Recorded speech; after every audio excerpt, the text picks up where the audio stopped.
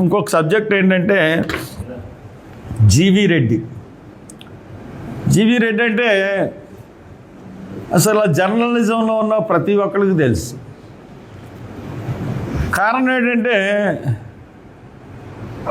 తెలుగుదేశం గురించి విపరీతమైన బ్యాటింగ్ చేసి సెంచరీల మీద సెంచరీలు కొట్టాడు. ప్రతి డిబేట్లను కూడా తెలుగుదేశాన్ని డిఫెండ్ చేస్తూ బ్యూటిఫుల్గా తను తక్కిన పార్టీలను కౌంటర్ చేస్తూ తెలుగుదేశం ఈరోజు అధికారంలోకి వచ్చిందంటే జీవీ రెడ్డి వాక్పటిమ కూడా ఒకటి కారణం. ఎందుకంటే అంత బాగా విశ్లేషణ చేసి కూడా ప్రతి సబ్జెక్ట్ని కూడా అటువంటి జీవీ రెడ్డికి తెలుగుదేశం ప్రభుత్వం రాగానే గౌరవం ఇచ్చింది. సైబర్ నెట్ చైర్మన్ కూడా చేసిన తర్వాత నేను అనుకున్నాను ఈయన చైర్మన్ చేసింది ఈయన ఎంతకాలం ఉండగలుగుతాడు ఈ ప్రభుత్వంలో అని అనుకున్నాను. అలాగే జరిగింది. రాజీనామా చేశాడు.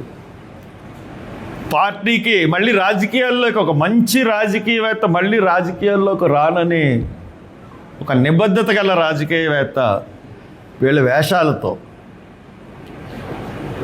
నిబద్ధత గల రాజకీయవేత్త రాజకీయ రంగం నుండి నిష్క్రమిస్తున్నాననే ఒక డిసిషన్ తీసుకున్నాడు. ఎందుకంటే జీవీ రెడ్డి ఆయనకున్న ఆరోపణలు చేశాడు. సైబర్ నెట్ మీద కూర్చోబెట్టారు, మాట్లాడించారు.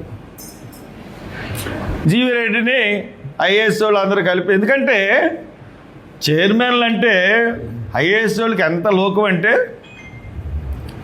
చాలా లోకువ. వాళ్ళు పవర్లో ఉన్నవాళ్ళు తప్పితే కార్యకర్తలని ఎమ్మెల్యేకి గౌరవిస్తారు, ఎంపీకి గౌరవిస్తారు తప్పితే కార్యకర్తలను కానీ పార్టీ నాయకులను కానీ అస్సలు గౌరవించరు. లేదంటే సీఎంకి దగ్గరలో ఉన్న ఎవడన్నా ఉంటే మట్టుకు వాళ్ళకి వంగి సలాములు పెడతారు. కానీ తక్కువ వాళ్ళ మట్టుకు అసలు కేరే చేయరు. బహుశా ఈ చైర్మన్ ఈయన కొంచెం గట్టోడు, ఇండివిజువాలిటీ ఉన్నవాడు, ఇండిపెండెంట్ భావాలు ఉన్నవాడు. అందుగురించే సంస్థ నష్టాల్లో ఎందుకు కూరుకుపోతుంది, దీన్ని లాభాల్లోకి ఎలా తీసుకురావాలి ఆయన ఆలోచించాడు. ఆయన కాబట్టే కొంత ప్రయత్నం చేశాడు. తనకి ఆ సంస్థలో తప్పులు కనపడి మినిస్టర్కి చెప్పాడు, సీఎంకి చెప్పాడు. అప్పుడు చేయాల్సిన పని ఏంటి? ఇద్దరిని కూర్చోపెచ్చి మండలించే కన్నా నువ్వు నిజంగా నీ ప్రమేయం లేకుండా తప్పులు జరుగుతున్నాయి అని నువ్వు అనుకుంటే, అంటే చంద్రబాబు ప్రమేయం లేకుండా తప్పులు జరుగుతున్నాయి అని కానీ చంద్రబాబు అనుకుని ఉంటే ఏం చేసేవాడు? విచారణ వేసేవాడు.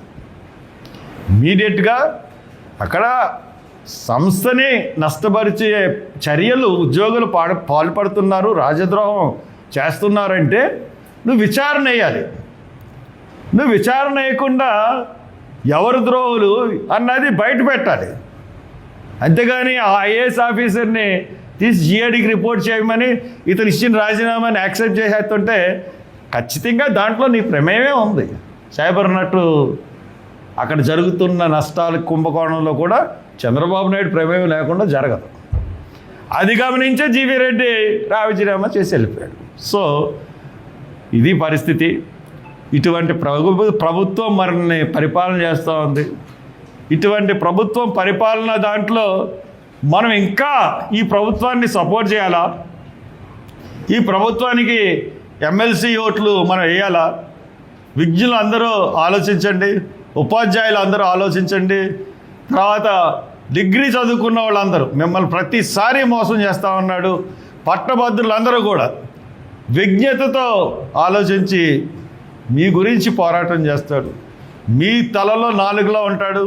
ఒక మేనిఫెస్టో తయారు చేసుకుని మీ ముందుకు వచ్చాడు.